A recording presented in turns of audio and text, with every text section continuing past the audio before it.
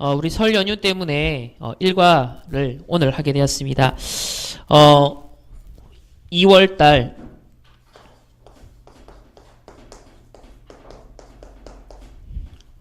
오늘 이사야서 말씀입니다. 오늘 제목이 보면 먼저 보아야 할 것이라 했습니다. 해서 저는 이사야서의 본질이 뭐냐? 우리가 먼저 뭘 봐야 되느냐?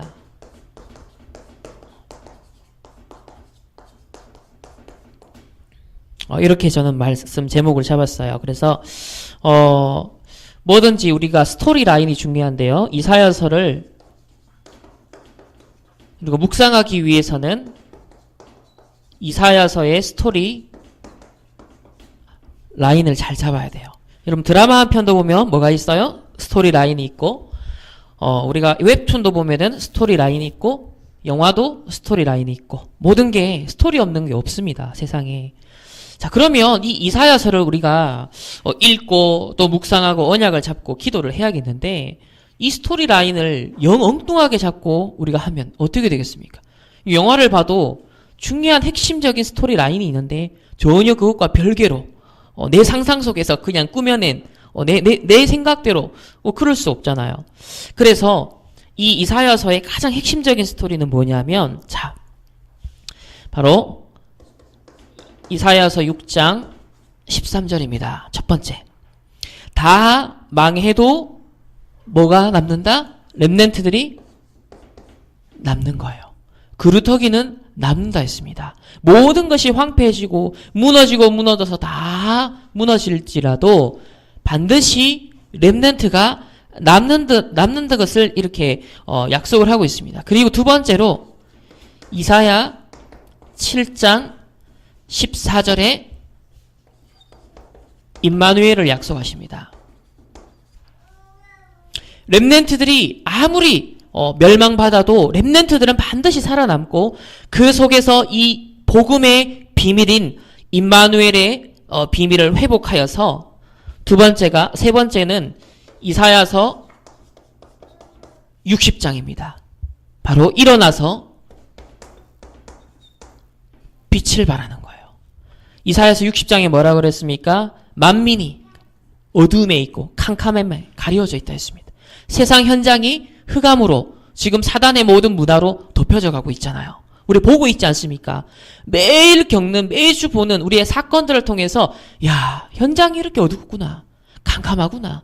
이런 현장에 렘넌트들이 일어나 임마누엘의 비밀을 누리면서 복음의 빛을 발하는 이 스토리 라인이 이 이사야서 핵심이에요. 그러면서 나아가서 이사야서 62장에는 뭘 말합니까? 만민을 위하여 깃발을 들라. 바로 세계 선교입니다. 이번 주간에 우리 세계 선교 대회가 열리는 날이에요. 선교사 합숙이 있습니다. 또 예비 선교사들의 또 훈련이 진행되어집니다. 이런 중요한 시간표에 우리가 이 이사야서 말씀을 가지고서 시작을 하게 되었어요. 그래서 이사야서의 가장 핵심적인 스토리 라인은 다 망해도 뭐가 남는다? 렘넌트가 반드시 남는다. 그리고 이 렘넌트는 그냥 엘리트가 되고 성공하고 이런 렘넌트가 아니라 뭘 누리는 렘넌트입니까? 바로 하나님과 함께하는 비밀을 누리는 렘넌트예요. 왜 이스라엘이 망했냐? 이거 놓쳤기 때문이었어요. 하나님과 함께라는 이 복음의 핵심을 놓쳐버렸기 때문에 내 삶에 여러분이 공부할 때 심심할 때 모든 인생살이 속에서 뭘 놓쳤냐면 하나님과 함께하는 거 놓칠 때 여기서부터 오는 모든 문제가 시작됩니다. 그래서 하나님과 함께하는 이 임마누엘의 복음의 비밀을 가지고서 어둠으로 가득한 세상 현장에 빛을 비추는 하나님의 계획이 있어요. 더 나아가서 만민을 위하여 열방을 향하여 이 선교의 깃발을 들도록 하는 것. 이게 바로 이 이사야서 전체의 핵심 내용인 겁니다. 그래서 이 이사야서를 우리가 묵상을 할 때 류 목사님께서는 이렇게 얘기를 하셨어요. 자, 다 망해도 안 망하는 것이 있다. 안 망하는 것이 있다. 그게 뭐냐? 복음이다 했습니다. 다 망해도 절대로 망하지 않는 것이 있다. 복음이라는 거예요. 두 번째는 다 망해도 안 망하는 자가 있다. 그게 누구냐? 렘넌트라 했습니다. 세 번째는 다 망해도 안 망하는 길이 있다. 그게 뭐냐? 바로 전도와 선교입니다. 어둠이, 캄캄함이 만민을 가리고 있는 그 현장에 빛을 비추는 거예요. 전 세계가 이 복음의 빛을 볼 수 있도록 깃발을 드는 선교. 그래서 다 망해도 절대로 망하지 않는 비밀이 뭐냐? 복음이고, 다 망해도 망하지 않는 자가 누구냐? 렘넌트고, 다 망해도 승리하는 길이 있고 성공하는 길이 있다. 뭡니까? 바로 선교의 언약 속에 있는 자예요. 그래서 이 이사야서의 이 핵심 스토리 라인을 가지고서 첫 번째로 우리가 살펴봐야 될 것이 있습니다. 어제 제가 카톡으로도 사진을 몇 장 보내드렸는데, 먼저 결국 이사야서는요 뭘 예언하는 거냐면 이스라엘 멸망할 걸 얘기를 하는 거예요. 앞으로 약 150년 뒤에 남유다가 망하게 될 것을 미리 이사야가 얘기를 하는 겁니다. 안 망하는 게 아니에요. 결국은 망해요. 그 속에서도 결국은 누가 남는다? 렘넌트가 남는다. 그 얘기를 하는 거예요. 절망 속에서도 희망의, 소망의 빛을 비춰주고 계시거든요. 어쨌든 이사야 전체는 다루는 내용이 뭐냐? 멸망하는 겁니다. 그러면 도대체 왜 멸망했냐는 거죠. 이 멸망의 좀 역사적 배경을 한번 볼게요.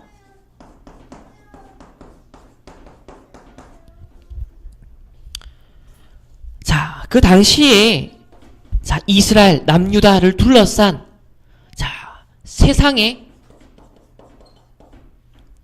모습은 어땠냐면요. 아수르라는 어마어마한 강대국과 또 애굽이라는 바로 이집트죠. 이 이집트라는 또 과거의 또 강대국이요. 힘을 서로 겨누고 있는 힘의 균형이 이루어지고 있었던 그 시대였습니다. 그런데 점차 아수르가요. 더 힘을 발휘하기 시작합니다. 물론 지금 중국이 일어나고 있지만 여전히 미국이 초강대국입니다. 아직까지 중국이 미국을 따라잡으려면요. 아직 많이 멀었어요. 어쨌든 아수르와 애굽이 팽팽하게 힘을 대결을 하다가 균형을 이루고 있다가 이 아수르가 더 강력한 초강대국으로 패권국가로 일어나기 시작하는 그 무렵이었습니다. 그래서 이 아수르의 세력이 점점 커지면서 자동적으로 뭐가 고조되죠? 전쟁의 위험이 고조가 되는 그런 시점이었던 거예요. 그러면 참고로 아수르는요 북쪽에 있었어요. 이렇게 아수르는 북쪽에 있는 강대국이었고 여기에 아람 나라가 있었습니다. 그리고 여기에 북이스라엘이 있었어요. 그리고 그 밑에 남유다가 있었습니다. 그리고 애굽이 어디 있었느냐? 바로 이 남쪽에 저 밑에 애굽이 있었어요. 아수르의 계획은 뭐냐면요. 이 아람 나라를 집어삼키고 북이스라엘을 삼키고 남유다를 삼켜서 결국은 애굽까지 정복하는 것. 이게 아수르의 야망이었어요. 그래서 만약 전쟁이 일어난다면 아수르와 애굽 사이에 전쟁이 일어나게 되어진다면 결국 전쟁터가 어디가 되나요? 북이스라엘과 남유다. 바로 우리 오늘날 우리 한국이 처해 있는 상황입니다. 저 북한에서는 지금 핵 미사일을 개발해가지고 이제는 완전 갖추고 있는 그런 시점이 됐죠. 미국 가만 안 있죠. 중국도 가만 안 있죠. 일본 가만 안 있습니다. 점점점 뭐가 돼요? 군비가 강화되는 거예요. 무기가 점점점 늘어나는 겁니다. 이런 시점에 똑같이 이스라엘도 처해 있었다는 사실입니다. 그래서 두 번째로 패권국가 아수르입니다. 아수르의 숨은 야망입니다. 아수르의 야망이 뭡니까? 바로 아까 말한 것처럼 아람과 북이스라엘과 남유다, 애굽을 정복하는 거예요. 이 정복 야욕을 갖고 있는 거예요. 지금 모든 국가들이 강대국이 뭘 갖고 있어요? 패권 국가로서의 지위를 놓치지 않고 전 세계의 영향력을 발휘하려고 하거든요. 어찌하든지 일본은 지금도 뭐예요? 정복. 힘을 길러가지고 어찌하든지 저 깔아앉고 멸망에 치닫고 있는 일본 희망이 없잖아요. 저 땅에서 희망이 없거든요. 언젠가는 가라앉고 폭발한단 말이에요. 알고 있단 말이에요. 그러니까 일본 입장에서는요, 빨리 이 군비를 강화해서 전 세계 강대국으로 발돋움을 해야 되는 겁니다. 그런 여러 기회들을 사실은 호시탐탐 노리고 있거든요. 우리 지금 독도 관련해서도 계속 영토 분쟁을 하는 이유가 뭐냐? 뭐 하나 걸려들으라는 거예요. 그런 것 속에서 시비거리로 인해서 뭔가 하나 터지게 되어지면 이제 그 나라가 더 무장할 수 있는 근거가 되기 때문에. 그리고 중국과도 영토 분쟁 끊임없이 하고 있죠. 계속 하고 있습니다. 똑같습니다. 아수르도 그런 정복 야망을 강대국으로서 다 갖고 있었습니다. 자, 그러면 이런 상황에서 이 북이스라엘과 아랍 나라가 동맹을 맺습니다. 북이스라엘과 아랍 나라가 동맹을 맺어요. 동맹이 뭐예요? 친구가 되는 겁니다. 서로 힘을 합치는 거예요. 사실상 위에서는 아수르가 어마어마한 위협이 되잖아요. 그러니까 북이스라엘과 아랍 나라가 힘을 합치는 겁니다. 아수르로부터도 견제하고, 그러면서 이 아랍 나라와 북이스라엘이 누구를 공격하느냐? 바로 남유다를 같이 공격을 해요. 그래서 이 남유다의 그 당시 왕이 누구였냐면 바로 아하스 왕이었습니다. 이 아하스 왕 입장에서는 큰 두려움에 빠질 수밖에 없는 입장인 거죠. 왜? 자기 잠시만 북한하고 중국이 힘을 합쳐서 우리나라를 치겠다는 거예요. 그런 상황이 지금 이 아하스 왕이 있는 겁니다. 두렵지 않겠습니까? 이때 이사야 선지자가 바로 활동을 하는데요. 이사야가 그때 무슨 메시지를 합니까? 바로 임마누엘, 하나님이요 아하스 왕에게 하셨던 메시지가 뭐였냐면, 이사야 선지자를 통해서 하셨던 메시지가 바로 임마누엘이에요. 오늘 읽었던 7장 14절은 누구에게 하신 말씀이에요? 우리 7장 10절에 보여요. 여호와께서 또 아하스에게 말씀하여 이르시되, 하나님이요 아하스에게 얘기하신 거예요. 선지자 이사야를 통해서 아하스 왕에게 하신 말씀입니다. 바로 임마누엘의 언약에 대해서, 네가 나와 함께하는 거 안 놓치면 이 북이스라엘과 아랍 나라가 연합해서 너희를 공격해도 이기지 못할 거야. 내가 너희를 보호하겠어. 라는 그 약속이거든요. 그러나 결과적으로 아하스는 그 언약을 놓칩니다. 구원자 메시아 언약을 놓쳐버려요. 아하스 왕이 이사야 왕, 다시 말해 이사야의 선지자의 메시지를 놓쳐버립니다. 강간 메시지를 놓쳐버린 거예요. 말씀 놓치게 되어지면 결국 우리는 뭘 써야 돼요? 머리 돌려야 되죠? 인본주의 써야 되죠? 잔머리를 굴려야 되는 거예요. 세상 방법을 따라가야 되는 거예요. 결국은요, 자, 아하스 왕의 인본주의입니다. 아하스 왕이 어떤 인본주의를 쓰냐면요, 누구에게 도움을 요청하느냐? 역으로 아수르에다가 도움을 요청해버려요. 그래서 누구를 쳐라? 아람과 북이스라엘을 쳐달라. 힘을 합치겠다. 이리 된 겁니다. 그러니까 아수르는 안 그래도 정복하려고 야망을 품고 있었는데 남유다가 도와주겠다. 전쟁터에 거점 노릇을 하겠다. 나온 거예요. 기지 노릇을 하겠다. 나온 거예요. 그러니까 이때다 싶어서 아랍 나라 치고 북이스라엘을 치고 결국 북이스라엘이 멸망을 해버립니다. 그러면서 결과적으로 어떻게 됐냐? 이 아수르와 남유다의 관계는 조공을 바쳐야 되는 조공 국가로 전락을 해요. 조공이 뭐예요? 뭐예요? 우리가 과거에 조선에 일본한테 점령당하고 공격당할 때 막 쌀도 갖다 줘야 되고 여자도 팔아야 되고 막 이랬단 말이에요. 지금 똑같은 거예요. 노예 포로 속국으로 갔던 것처럼 이 남유다의 언약의 백성으로서의 지위가 어떻게 전락했냐? 조공국가. 불신자 심부름하는 거예요. 세상 심부름하는, 세상의 종로로 타는 그런 상태로 전락을 했다는 사실입니다. 그래서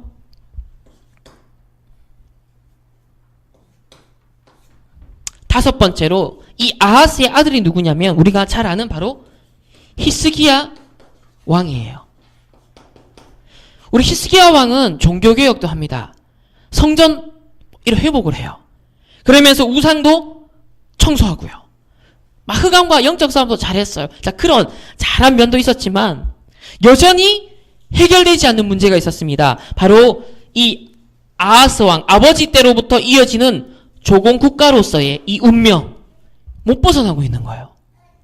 그러다가 이 조공을 바치다가 더 이상 짐이 버거워진 겁니다.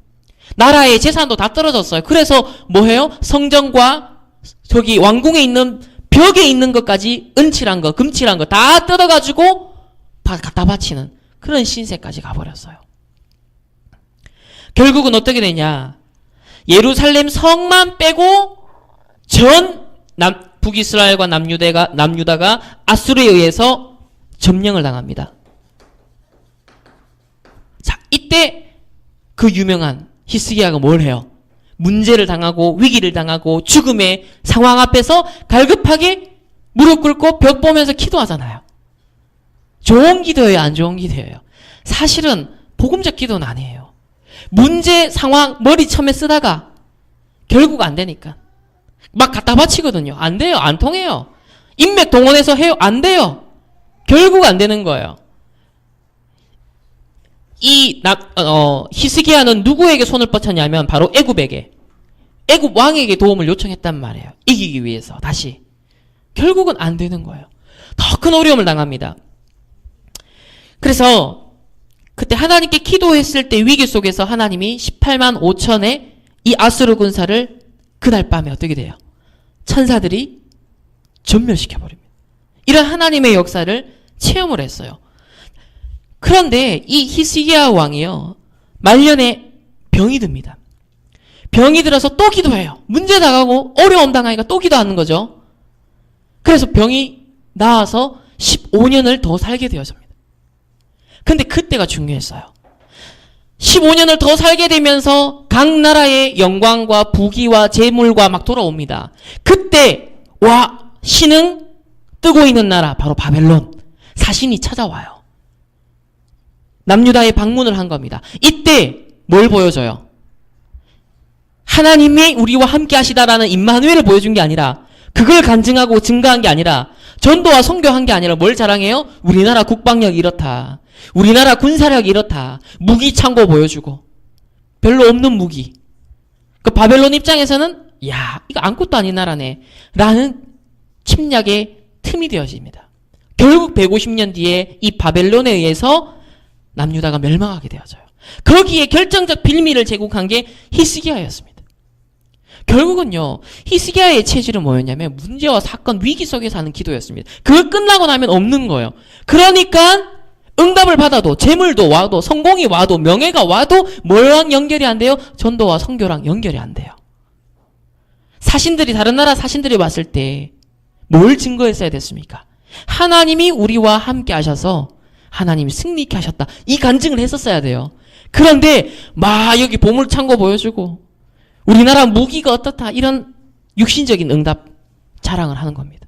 그러니까 망할 수밖에 없는 거예요. 자, 이런 역사적 배경 속에서 활동했던 사람이 바로 이사야 선지자였습니다. 그렇다면 오늘날도 똑같은 현장인데요. 자, 역사적으로 어떻게 멸망했는가? 왜 북이스라엘도 멸망하고 남유다도 멸망했는가? 우리 그걸 봤습니다. 그러면 진짜 이유가 뭐냐? 진짜 멸망의 이유를 우리는 알아야겠습니다. 류 목사님께서 이렇게 말씀하셨습니다. 첫 번째로 우리 렘넌트들이, 우리 어른들이 사실상 뭘 놓쳤냐? 세상 현장 나가기 전에, 이 말은 이제 여러분 대학생 때까지를 말하는 거예요. 사실상 대학 졸업하면서부터는 완전 세상 들어가는 거예요. 여러분이 취업을 하는 순간부터는 정신없이 그냥 살아야 돼요. 자, 세상 나가기 전에 사실 3가지가 준비돼야 되는데 3가지를 놓친 겁니다. 3가지를 놓친 게 문제였어요. 그게 뭐냐면 첫 번째로 복음을 듣긴 들었어요. 그런데 뭐가 안 되냐? 각인이 안 된 겁니다. 이렇게 되어지면 세상에서 혼란한 거예요. 그리고 다른 것이 각인됩니다. 왜? 혼란하니까. 내 기준이 없으니까. 내가 무엇이 옳고 그러지 절대 진리의 기준이 없으니까 이 말하면 이렇게, 저 말하면 저렇게, 이 분위기, 저 분위기 속에서 왔다 갔다 파도에, 그죠? 나룻배가 출렁이듯이 정신없이 왔다 갔다 하는 것처럼 우리네 인생이 세상에서 그와 같이 되는 거예요. 마치 아수르와 애굽이라는 어마어마한 주변의 강대국에 의해서 이런 눈치 저런 눈치 봐야 했던 이스라엘의 과거의 모습이 똑같은 겁니다. 세상 나가기 전에 복음이 각인이 돼야 되는데, 현장 나가서 정신 없어지기 전에 복음이 각인돼야 되는데 복음 각인을 놓쳤다는 거죠. 두 번째는요, 결국은 복음의 필요성을 못 느끼니까 말씀의 뿌리가 안 내리는 겁니다. 예배의 의미가 없어요. 말씀 들을 이유가 없어요. 이사야 선지자의 말씀을 무시했던 아하스 왕, 히스기야 왕. 사실 히스기야 왕에게도 이사야가 찾아와서 얘기합니다. 애굽과 손 친구하지 마라. 애굽에 손 벌리지 마라. 여호와 하나님 의지해라. 그래서 처음에는 그랬었거든요. 근데 그 말을 무시했었어요. 히스기야 왕도 처음에는 무시했었어요. 나중에 듣죠. 아수르가 18만 5천 군사 쳐들어왔을 때 이사야 선지자하고 함께 성전에서 기도를 한단 말이에요. 말씀의 뿌리가 없으니까요. 마치 뭐와 같았냐면 내비게이션 없이 그냥 한 번도 가보지 않은 길을 가는 것과 같습니다. 그러니까 어떻게 돼요? 캄캄합니다. 그냥 삶 자체가요. 캄캄한 삶이에요. 복음이 각인 안 되면 이 소리 저 소리 혼란하죠. 말씀의 뿌리가 없으면요. 결국 하나님의 인도를, 말씀의 인도를 받아야 되는데 아무것도 나를 인도하는 게 없는 거예요. 내가 인도받아서 믿을 만한 게 없는 거예요. 캄캄한 거예요. 자, 결국은 어떻게 됩니까? 세상 나가기 전에 기도 체질이 준비가 안 됐던 겁니다. 구원받고도 세상 부흥시키는 것에 심부름하는 거예요. 구원받고도 하나님의 자녀가 세상이 잘 되는 것에 그냥 심부름하는 그런 인생으로 전락해버리는 겁니다. 마치 뭐와 같아요? 이 아하스 왕이나 히스기야나 조공을 갖다 바쳐서, 그죠? 구원받은 이스라엘 언약의 백성이 저 아수르 배불리는데 계속 조공 갖다 바치는 거예요. 그와 같은 인생으로 전락하는 겁니다. 그러니까 히스기야는 문제당하고 어려움당하고 위기당하면 기도하는 체질이라니까요. 실제로는 복음 평상시에 누리는 기도 체질이 아니었던 거예요. 이거 놓친 채 세상 현장, 정신없이 강대국이 으르렁대는 그 세상 현장. 여러분이 가는 현장 똑같습니다. 온갖 소리 듣잖아. 이 스펙 준비해야 된다, 저 스펙 준비해야 된다, 이 라인 타야 된다, 저 라인 타야 된다. 정신없어요. 복음 각인 안 되니까. 기도 체질 평상시 복음 누리는 비밀이 없으니까 그냥 정신없이 세상 불신자들 잘 되는 거예요. 3단체 잘 되는 거예요. 일개 심부름하는 인생으로 전락해버리는 거예요. 그래서 이 체질을 가지고서는요, 육신의 응답을 받아도 그 응답이 뭐와 연결이 안 되냐면 전도와 선교와 연결이 안 되어져요. 히스기야 왕이 15년 더 살 수 있는 응답을 받았어요. 기도에서 응답 받았어. 병도 나았어요. 그죠? 그리고 여러 나라의 보물들이 돌아옵니다. 그런데 절호의 전도와 선교의 기회를 놓쳐버려요. 국방력 자랑하고 우리나라가 어떻고 다른 거 자랑하는 거예요. 결국은 뭐예요? 기도에 복음을 누리는 평상시 체질이 안 되니까, 문제 사건 어려움 당하는 체질, 이때만 기도하는 체질이 되니까 결정적인 순간에는 전도와 선교와 연결이 안 되는 겁니다. 응답들이. 이게 본질을 놓쳐버린 거죠. 잘 점검해 보세요. 진짜 세상 나가기 전에 세 가지가 반드시 각인돼야 됩니다. 복음, 말씀, 기도. 두 번째는요, 그래서 결과적으로 이스라엘이 망하고 남유다도 바벨론의 포로가 되어집니다. 자, 어른들이 뭘 당해요? 어른들이 고난을 당합니다. 그 속에서 후대들도 같이 어려움을 당해요. 물론 렘넌트는 살아남는다 했지만 같이 고난을 당하게 되어져요. 왜 그렇습니까? 창세기 3장, 6장, 11장 속에 있기 때문에 여전히 구원받고도 창세기 3장 나를 위한 인생이에요. 어떻게 하면 잘 먹고 잘 살까? 의식주를 위한 인생이에요. 어떻게 하면 성공할까? 더 높은 자리에 갈까? 그 정도만 생각하는 인생인 거예요. 창세기 3장, 6장, 11장에 이것은요, 절대 재앙을 막을 수 없습니다. 혼란할 수밖에 없죠. 혼돈할 수밖에 없습니다. 이 아수르나 애굽이나 강대국은 뭡니까? 창세기 3장, 6장, 11장으로 완전 가득한 나라들이에요. 3단체를 볼 때 화려하고 성공하고 돈도 많고 어마어마한 것처럼 보여요. 그러나 창세기 3장, 6장, 11장인데 우리는 그게 다인 것처럼, 그게 길인 것처럼 우리도 속고 그걸 추구하고 살아가고 있어요. 결과적으로 사도행전 13, 16, 19장에 우상숭배는 공허한 거예요. 하나님도 아닌 비인격적인 그런 물질을 섬기는 거예요. 결국 뭡니까? 공허. 조공 실컷 갖다 바쳐. 아무 남는 게 없잖아요. 공허한 겁니다. 남는 게 없어요. 우상숭배의 결과 남는 게 없습니다. 무능하다라는 거 표현하셨어요. 세 번째는 결국은 세상과 사탄의 종노릇하는 인생으로 전락한다. 우리가 불신자가 아닌데 불신자에서까지 상태 아시죠? 그와 같이 이 아수르 베블리는 조공관계, 조공국가로서 전락해버렸던 이스라엘의 역사와 같다라는 거죠. 그래서 진짜 멸망의 이유에 대해서 이렇게 설명하셨습니다. 세상 나가기 전에 복음이 가긴 안 되니까 세상 나가서 혼란할 수밖에 없어요. 그 사이에 다른 것이 각인됩니다. 그러니 말씀 뿌리도 안 내리죠. 그냥 내비게이션 없이 그냥 길을 가는 겁니다. 아무런 인도받는 기준이 없어요. 기도하긴 하지만 문제 어려움 당하면 조금 했다가 또 평상시 복음 누리는 체질이 아니야. 그러니까 응답 오면 그 응답에 도취되어서 응답잘 하나가 끝나고 전도와 선교의 본질은 놓쳐버리는. 모든 위기도 전도 위기예요. 모든 응답도 잘 되는 것도 전도 위기이거든요. 긍정적인 것, 부정적인 것, 하나님의 주권 속에서 모든 것이 하나님께 영광을 위한 기회란 말이에요. 그 전도와 선교의 기회를 찾아내는 영적 감각이 있어야 되는데 결국은요, 복음 각인 안 되니까 말씀풀이 없죠. 기도 체질 이거 안 되니까요, 이스라엘이 그와 같이 멸망하게 되어졌습니다. 그 배경에는요, 어른들이요, 창세기 3장, 6장, 11장, 사도행전 13, 16, 19장 세상과 사단의 종로로 타는 이 체질, 각인 뿌리 여전히 갖고 사실은 기성세대들이, 이스라엘의 기성세대들이 살아갔단 말이에요. 거기서 렘넌트들이 비록 살아남아서 나중에 승리하지만 과정에서 많은 고난과 어려움이 있었죠. 이거를 보여주는 것, 미리 150년 전쯤에 예언하는 사람이 누구냐? 이사야예요. 그럼 지금 유 목사님을 통해 또 강단을 통해 오늘 또 이 시간을 통해 하나님은 미리 뭘 줘요? 예언의 말씀을 주십니다. 미리 미래를 알려주시는 거예요. 앞으로 여러분이 살아갈 인생의 길을 비춰주시는 거예요.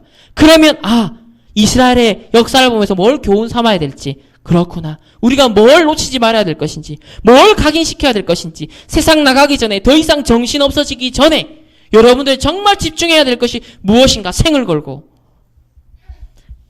그래서 역사의 교훈입니다. 세 번째로 역사의 교훈이 뭘 보여줍니까? 결국 이스라엘은 복음 없어지니까 7번 재앙을 당한, 큰 재앙을 당한 역사죠. 두 번째는 큰 고통 속에서 복음을 다시 회복을 합니다. 그때마다 하나님께서 무슨 시대를 여셨냐? 바로 렘넌트 시대를 여셨어요. 바로 이 역사적인 교훈은 뭐예요? 반복됩니다. 계속 반복돼요. 그러면 오늘날도 똑같습니다. 왜 7가지 재앙이 왔어요? 바로 복음이 실종된 겁니다. 복음이 상실된 거예요. 복음이 있어도 섞인 복음, 물질 복음, 성공 복음, 나를 위한 복음, 혼합 복음인 거죠. 사실상 복음이 희미해지고 복음이 없어지니까요, 이스라엘에 재앙이 오고 전 세계에 재앙이 왔던 겁니다. 그때마다 하나님이 렘넌트 시대를 열어서 복음을 회복하는, 그러면 지금을 보셔서요. 지금도 복음이 없어지고 있잖아요. 여러분 세상 보세요. 기독교에 대해 어떻게 생각하는지, 복음에 대해 어떻게 생각하는지, 예수 믿는다는 것에 대해서 오직 예수만이 구원의 길이다라는 것을 우리가 믿는 것을 어떻게 바라보는지 한번 보세요. 복음이 없어지고 있습니다. 지금 적그리스도 종교 통합 또 그 배경의 3단체 점점점 복음이 없어져가는 그런 시대의 문화와 시스템과 흐름을 만들어내는 그런 노골적인 세력들이 막 일어나고 있는 그런 시점이에요. 복음을 자꾸 없애고 있어요. 언론을 통해, 미디어를 통해, 음악을 통해, 영화를 통해, 소설을 통해, 여러 매체를 통해 결국은 뭘 없애냐면 오직 복음, 오직 그리스도, 복음의 유일성만 없어요. 이것저것 다 좋지 않냐? 남자가 남자 사랑하면 어때? 여자가 여자 사랑하면 어때? 이 종교 저 종교 손에 손잡고 평화. 지금 프란치스코 교황이 전 세계 다니면서 본격적으로 하고 있는 캠프가 뭐예요? 평화라는 이름 하에, 우리 사랑이라는 이름 하에 함께 가자. 얼마나 좋아요. 그런데 뭐만 없어요? 오직 복음. 사단, 재앙, 지옥 배경할 수 있는, 해결할 수 있는 유일한 길, 복음만 말하지 말라는 거예요, 사단은. 그런 모든 환경을 지금 다 만들고 있어요. 모든 사상을 다 만들고 있습니다. 이런 혼란한 만만치 않은 현장에 여러분이 가야 됩니다. 여러분이 앞으로 대학 가서 만날 교수님들이 그런 생각을 갖고 있어요. 아수르와 같은, 애국과 같은, 창세기 3장, 6장, 11장으로 성공한 사람들이, 대단한 사람들이 있단 말이에요. 그 사람들이 한번 강연하고 나면 넘어가 버립니다. 야, 저래 살아야 되지. 그렇지. 그렇게 혼란을 주고 다른 것을 각인시키는 것들 얼마나 많은데, 바로 여러분 세상 나가기 전에, 사실 대학 가기 전에 이게 준비돼야 돼요. 복음 각인. 아, 내가 말씀의 인도 받는 것이 사는 길이구나. 절대 말씀 놓치지 않아야겠구나. 그러면서 평상시 어떻게 하면 복음을 누리는 집중 속으로 들어갈 것인가. 그래야 전도와 선교라는 본질의 초점을 안 놓칩니다. 이게 없어버리면 안 되면 실망하고 절망하고 되면 또 거기에 도취되어 버리고 이래버리는 거예요. 히스기야 왕의 실수. 이런 역사의 교훈을 우리는 잘 새기면서 이것을 반복하지 않아야겠습니다.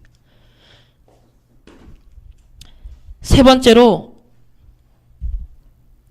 그렇다면 오늘 우리 추보에 나와 있는 말씀처럼 먼저 볼 것입니다. 이게 바로 이사야서의 본질이겠죠? 오늘 일과 말씀의 본질이겠죠? 이렇게 얘기하셨습니다. 깊은 말씀 묵상 속에서 이사야가 뭘 봤냐? 깊은 말씀 묵상 속에서 뭘 봤냐? 바로 여호와의 영광을 봤다 했습니다. 복음의 빛을 본 거죠. 우리가 말씀을 통해 주일 강단을 말씀을 듣고 또 mp3를 또 듣고 녹취본을 또 보고 그 하면서 뭐요? 하나님의 영광을 보는 시간입니다. 빛을 쬐는 시간이에요. 나의 모든 어두운 부분 속에 빛 자체가 치유의 역사가 있잖아요. 세상에서도 빛을 이용해서 치유를 하지 않습니까? 마찬가지로 여호와의 영광을 대면하고 직면하는 그 시간이 뭐예요? 예배 시간이요? 기도 시간이요? 혼자 묵상하는 시간인 거예요. 말씀 많이 읽는 게 중요한 게 아니라 단 한 구절을 읽고 묵상하라고 되새겨도요. 여러분이 진짜 여호와의 영광이 보이는 거예요. 말씀의 복음의 빛이 나를 쫙 조명하는 겁니다. 나의 모든 상처를 치유하고 나의 모든 어두운 부분들을 하나님 치유하시는 그 능력을 만나는 시간. 그게 바로 묵상의 시간입니다. 이 시간이 없으면 결국은요. 혼란할 수밖에 없어요. 다른 게 각인될 수밖에 없어요. 세상에 심부름할 수밖에 없는. 사단의 심부름할 수밖에 없어요. 그래서 오늘 이 단어를 놓치지 마세요. 여호와의 영광을 보는 시간. 말씀 묵상이라는 것은 복음의 빛이 나에게 쫙 비춰지는 시간입니다. 그냥 말씀 대충 보는 거하고 여러분 조금만 진지하게 차분하게 진짜 말씀을 묵상해 보세요. 복음의 빛이 나를 쫙 비치는 그 느낌을 받습니다. 이때 진짜 뭐가 일어나요? 치유가 일어나죠. 이사야가 뭘 체험합니까? 여호와의 임재를 체험합니다. 두 번째로 스랍들, 천사들이죠. 어마어마한 영적 세계를 누렸습니다.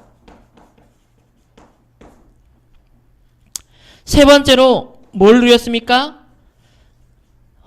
모든 것이 황폐해지고 무너지는 그 현장에 누구를 보낼고 했더니 이사야가 뭐라고요? 나를 보내소서 했어요. 뭘 발견한 거예요? 1000명. 다 무너지는 시대에, 내가 복음 없어가는 그 시대에, 재앙이 앞으로 임하는 그 시대를 위해서 나는 뭘 해야 될 것인가? 하나님의 명령을 받은 거예요. 1000명, 소명, 사명을 발견한 거예요. 하나님이 나를 불렀구나. 소명이죠. 야, 내가 이걸 해야겠구나. 사명을 발견한 겁니다.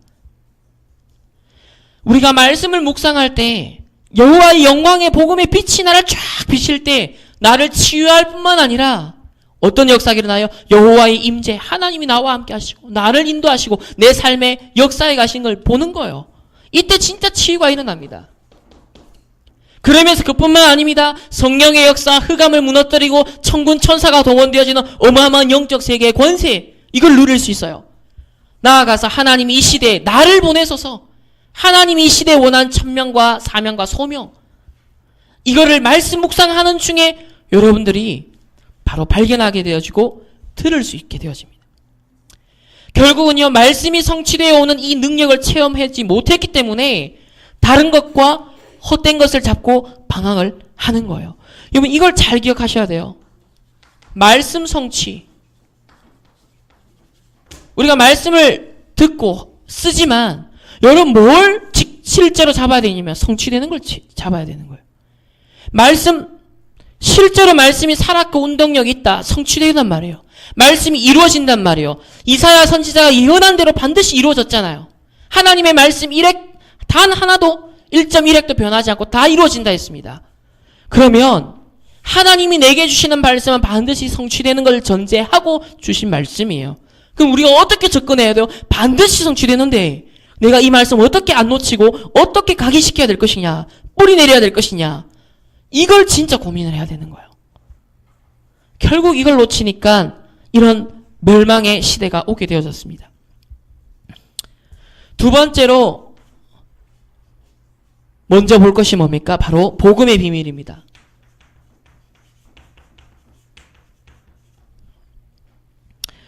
이 이사야에는요, 구약의 복음서다 할 만큼 복음의 풍성한 내용이 많아요.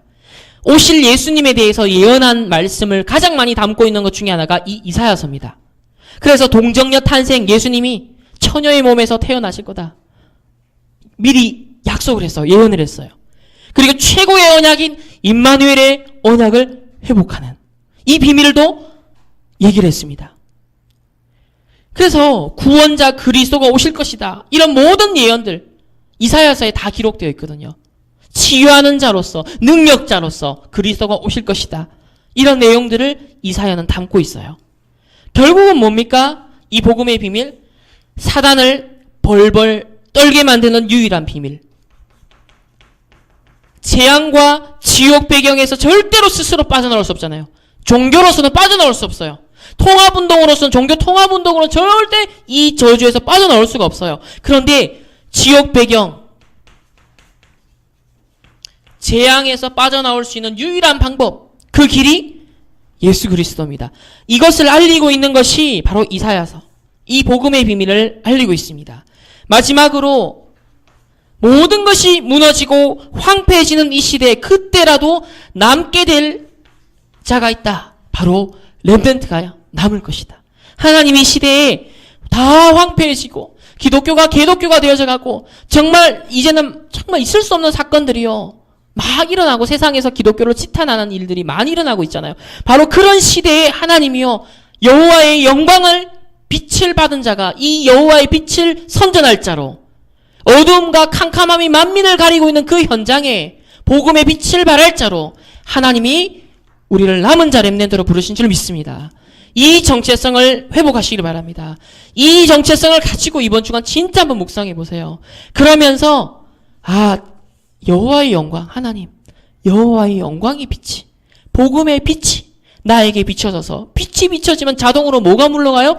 어두운 부분이 다 물러갑니다. 어둠이 다 떠나간다니까요.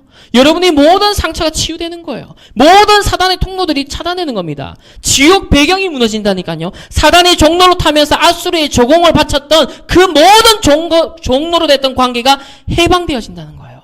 이게 복음의 비밀입니다. 이것을 이사야 선지자가 전달했던 사실이에요. 그렇다면 결론입니다. 자, 결론에서는요, 가장 정확한 응답을 받는 방법입니다. 가장, 단어를 놓치지 마세요. 가장 정확한 응답을 받는 방법이에요. 그게 뭐냐? 말씀입니다. 먼저 말씀으로 나의 내면을 채워야 돼요. 뉴에이지에서는 뭐예요? 명상을 통해 내면을 비우잖아요. 우리는 그게 아닙니다. 말씀으로 나의 내면을 채워야 됩니다. 거기에 여호와의 영광이 가득해져야 돼요. 그게 바로 묵상입니다. 이때 역사가 일어나죠. 두 번째는 이 말씀의 근거에서 말씀으로 뭘 채워야 되느냐? 나의 삶의 장면들을 채워야 됩니다.